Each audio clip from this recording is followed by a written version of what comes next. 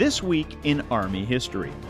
When you examine the U.S. Army's contribution to the development and training of military units around the world, it is important to note that a portion of the foundations that our Army, and in particular our Special Forces, are built on the actions and principles developed by a British officer serving in North America 250 years ago.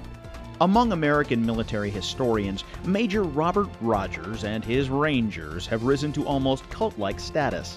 Yet, when you look at Rogers' experiences gained while fighting the French and Indians across New York, New England, and Canada, you realize that his war record had far more losses than wins.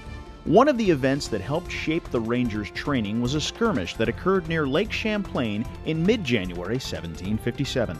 During a reconnoiter, Rogers and his men were ambushed by a superior force of French regulars. Rogers' force was met with a strong volley, and several of his men were killed or wounded on the spot, and Rogers himself suffered a head wound. The pitched battle lasted over 4 hours, with the Rangers using the elevated rocky terrain for cover. As darkness fell, Rogers' force was able to slip back through the woods and around the pursuing French detachment.